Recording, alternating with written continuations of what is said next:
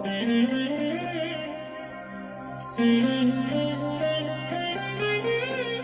దినం పరము నుండి దిగివచ్చు మాట. ఇది నీ జీవితానికి వెలుగుల బాట, నీ ఒడిలో ఉంచబడిన దీవెనల మూట. ఫిబ్రవరి 16 సంవత్సరమంతా మీరు బైబిల్ చదివి ముగించడానికి ఈరోజు మీరు చదవలసిన లేఖన భాగం ఉదయం లేవియాకాండం 19 మరియు 20 అధ్యాయములు, సాయంత్రం మత్తయి సువార్త 27వ అధ్యాయము 51 నుండి 66వ వచనం వరకు. ప్రియమైన దేవుని బిడ్డలారా, ఈ ఉదయకాల సమయంలో ప్రభు మిమ్మల్ని దర్శించునుగాక. అవును, దేవుడు తన వాక్యం ద్వారా మిమ్మల్ని దర్శిస్తున్నారు. ఆదియందు వాక్యం ఉండెను, వాక్యము దేవుని యొద్ద ఉండెను, వాక్యము దేవుడై ఉండెను. ఆ వాక్యం కృపాసత్య సంపన్నుడిగా మన మధ్య నివసించెను.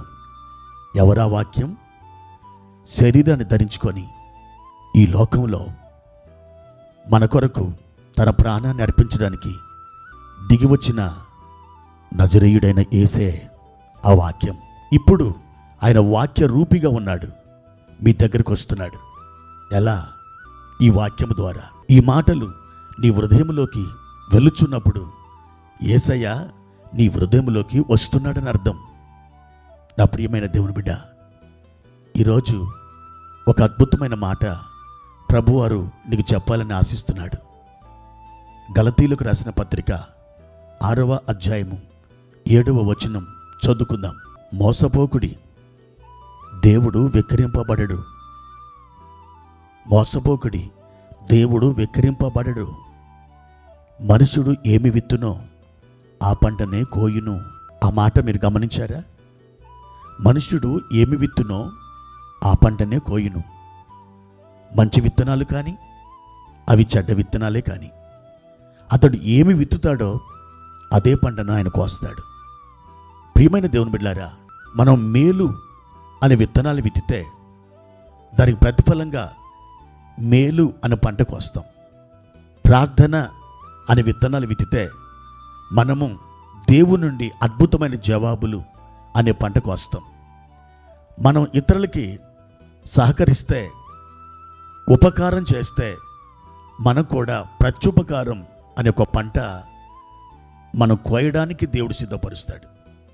ప్రియమైన దేవుని బిడ్డలారా, విత్తుట కోయుట ఇది జగమెరిగిన సత్యం. మనుషుడు ఏమి విత్తుతాడో అదే పంట కోస్తాడు. ఈ రోజున మీరు ఎదుర్కొంటున్న ప్రతి పరిస్థితిలో కొంచెం ఓపిక, దీర్ఘశాంతం, సహనం మీరు గనక చూపించగలిగితే దానికి తగిన అద్భుతమైనటువంటి పంట మీరు కోస్తారు. హన్నా తనకు పిల్లలు లేనప్పుడు దేవాలయంలో ఆమె మోకరించి తన హృదయాన్ని ప్రభు సన్నిధిలో కుమ్మరిస్తూ తన పెదవులు కదిలి కదలక లోలోన తన నోటిలోనే ఆమె ప్రార్థిస్తున్నప్పుడు చూచినటువంటి వారు ఈమె మద్యము చేత నిండిపోయి ఈ ప్రార్థన మందిరంలోకి వచ్చి ఈ ప్రార్థన చేస్తుందేమో అని అనుమానించారు. కానీ ప్రియమైన దేవుని బిడ్డలారా, తనలో ఉన్న వేదనని దేవుని సన్నిధిలో విత్తనాల రూపంలో, కన్నీటి విత్తనాల రూపంలో ఆమె విత్తింది. దేవుడు చూచాడు. ఆ విత్తనాలు మంచి నేలలో నాటబడ్డాయి. నూరంతలుగా ఆ విత్తనాలు ఫలించినాయి. బైబిల్ చెబుతుంది, దేవుడైన యెహోవా ఆమెని జ్ఞాపకము చేసుకునెను. దేవుడు జ్ఞాపకం చేసుకున్నప్పుడు ఆమె పంట కోయగలిగింది. ఈ రోజున మీరు చేసిన ప్రార్థనలన్నీ కూడా జవాబులుగా, పంట కోసేవారిగా మిమ్మల్ని దేవుడు నడిపించబోతున్నాడు. మీరు ఇతరులకి ఏ మేలు చేశారో ప్రతిఫలంగా దేవుడు మీకు ఒక కార్యాన్ని జరిగించబోతున్నారు. మీరు ఉపవాసం చేశారేమో, దానికి జవాబుగా ఒక పంట మీకు ప్రభు సిద్ధపరిచాడు. మీరు ఇంకా ఇతరత్ర ఏమి చేసినా వాటన్నిటికీ జవాబు ఉంది. ఒక మేలుకరమైనటువంటి త్రోవగుండా మీరు వెళ్ళబోతున్నారు. ఒక్క మాటలు చెప్పాలంటే మీ జీవితం నీరు కట్టిన తోట వలె ఉండబోతుంది. నా ప్రియమైన దేవుని బిడ్డారా, నమ్మండి. ఈ మాట మీరు తీసుకునండి. నా దేవా, నన్ను నీరు కట్టిన తోట వలె నువ్వు చేస్తున్నందుకు కృతజ్ఞతలయ్యా అని ఆయన స్తుతించండి. నిశ్చయముగా అట్టి అనుభవాన్ని మీ కన్నులారా మీరు చూస్తారు. దేవుడు మీకు తోడైననుగాక. ప్రార్థన. పరిశుద్ధుడా, ప్రేమ కలిగిన తండ్రి, మహోన్నతుడా, సర్వశక్తిమంతుడా, ఈ ఉదయకాల సమయంలో మిమ్మల్ని స్తుతించి ఘనపరుస్తున్నా, మిమ్మల్ని మహిమపరుస్తున్నా. మా ప్రియుడా, నిన్న నేడు నిరంతరం నీవు ఏకరీతిగా ఉన్నావు. మా ప్రియ తండ్రి, ఒక్కసారి మమ్మల్ని దర్శించండి, బలపరచండి. మేము విత్తిన విత్తనాలు తండ్రి మేము పంటగా కోయబోతున్నాం. ఆ పంటని, ఆ పైరుని మీరు సిద్ధపరిచి మా యొద్దకు తెస్తున్నారు.